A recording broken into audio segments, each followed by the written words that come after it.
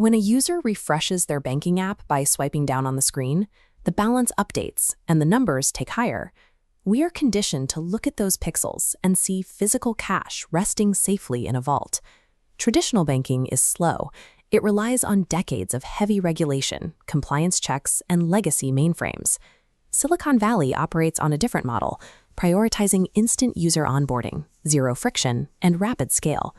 To connect these incompatible systems, engineers built a new infrastructure layer called Banking as a Service, or BaaS. Synapse operated squarely in this middle layer. They didn't actually hold the cash.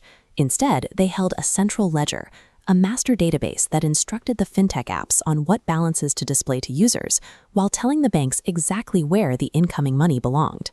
Over 100,000 users deposited more than $265 million through the system.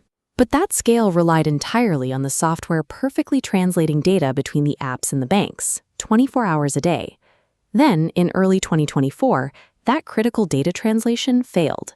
The internal ledgers managed by Synapse and the databases held by their primary partner, Evolve Bank and Trust, permanently desynchronized. Without an accurate master ledger routing the data, the consumer-facing apps could no longer verify how much money Evolve actually held in custody. When a middleman's database corrupts, the assets remain, but the ownership data vanishes. In a fully digital financial system, destroying the record of the money is as effective as stealing the physical cash. The technical failure centered around an instrument known as an FBO, or for benefit of account. Instead of opening individual checking accounts for every single app user, partner banks pooled millions of dollars from thousands of users into massive single accounts.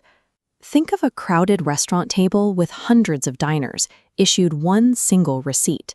Synapse was the sole waiter holding the only notepad tracking orders. The bank saw only the total. When Synapse collapsed, that notepad burned, erasing the granular data mapping users to funds. This created an immediate paradox. Partner banks like Evolve sat on a massive pool of cash, but possessed zero verified records to prove which specific dollars belonged to which users. Evolve Bank stated that the data Synapse eventually handed over was riddled with material errors, rendering the ledger completely discredited and unusable. Synapse fired back, claiming their ledgers were intact, and accusing the partner banks of mismanaging the reconciliation process on their end. The cash did not evaporate, but the identity of the money did. Without clear ownership logs, the millions held in those FBO accounts became frozen in a permanent legal void, inaccessible to everyone. Users woke up to find their accounts completely locked. For months, they had seen marketing materials prominently displaying federal deposit insurance, a guarantee that led them to trust these platforms with their life savings. As the banks attempted to manually reconstruct the ledgers, the discrepancies were severe.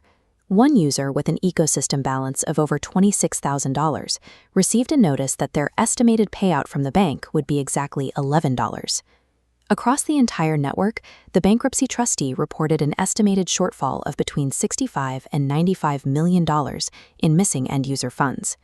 Silicon Valley investors poured capital into a platform designed to bypass the friction of traditional banking. By stripping away those safeguards, they engineered the personal financial ruin of tens of thousands of everyday depositors.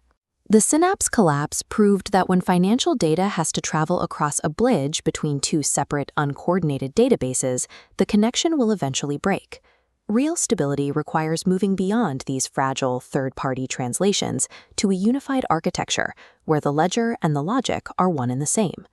While legacy infrastructure fractures under the weight of lost data, true market dominance is built on flawless, automated execution, removing human error from the equation entirely.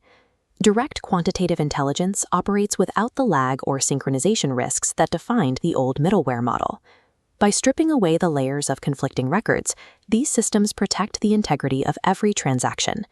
To navigate market volatility and position your capital ahead of structural failures, you need infrastructure you can trust. Master the chaos with Synapse Capital AI.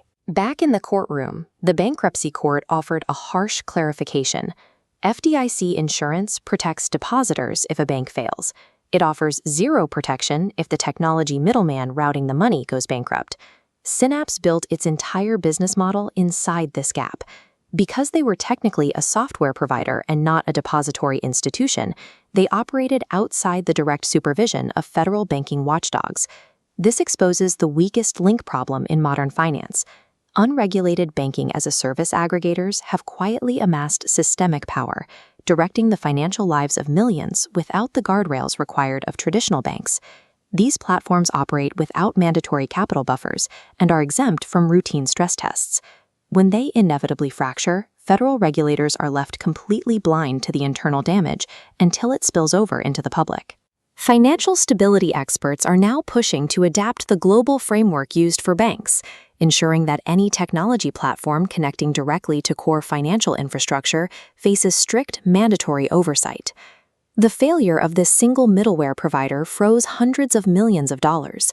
If digital middlemen continue operating in the shadows of regulation, the next software glitch could trigger a catastrophic freeze across the broader financial ecosystem.